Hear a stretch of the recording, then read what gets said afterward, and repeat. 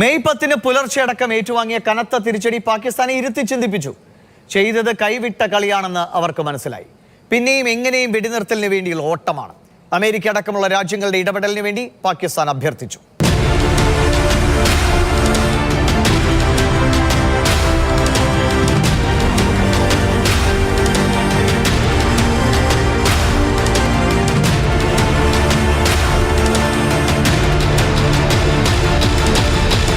Operation സിന്ദൂറിന് ശേഷമുണ്ടായ സാഹചര്യത്തെ വളരെ ഗൗരവത്തോടെയാണ് America അടക്കമുള്ള രാജ്യങ്ങൾ വീക്ഷിച്ചത്.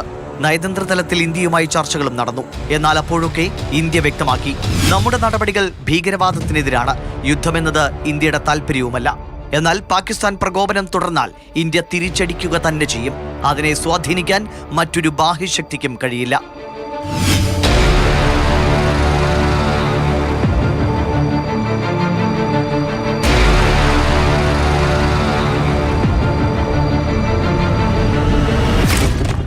യുദ്ധമരുത് എന്ന് ആവശ്യപ്പെടുമ്പോഴും ഭീകരതയ്ക്കെതിരായി ഇന്ത്യയുടെ പോരാട്ടത്തിന് ലോകരാജ്യങ്ങൾ പിന്തുണ പ്രഖ്യാപിച്ചതും പാകിസ്ഥാന് കനത്ത തിരിച്ചടിയായി.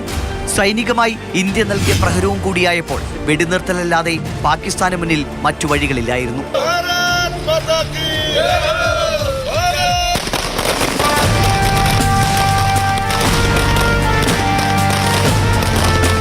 അമേരിക്കൻ പ്രസിഡന്റ് ഡൊണാൾഡ് ട്രംപാണ് വെടിനിർത്തൽ തീരുമാനം ആദ്യം ലോകത്തെ അറിയിക്കുന്നത്.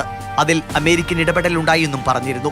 എന്നാൽ മെയ് 10 വൈകിട്ട് മാധ്യമങ്ങളെ കണ്ട ഇന്ത്യൻ വിദേശകാര്യ സെക്രട്ടറി വിക്രം മിസ്രി കൃത്യമായി പറഞ്ഞു, Director General of Military Operations of Pakistan called the Director General of Military Operations of India at 15:35 hours earlier this afternoon.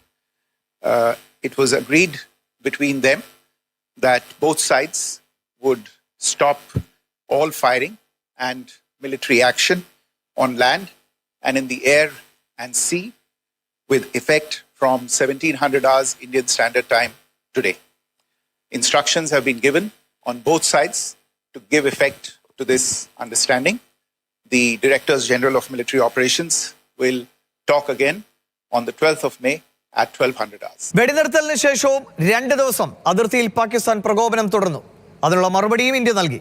വെടിനിർത്തൽ എന്നത് താൽക്കാലികമാണ് എന്നും ഇനിയൊരു ഭീകരാക്രമണം ഉണ്ടായാൽ അത് യുദ്ധമായി തന്നെ കണക്കാക്കുമെന്നും ഇന്ത്യ വ്യക്തമാക്കി. കശ്മീരും അതിർത്തി മേഖലകളും സമാധാനത്തിലേക്ക് മടങ്ങിയെത്തിയിരിക്കുന്നു. സമാധാനം എങ്ങും തുടരട്ടെ.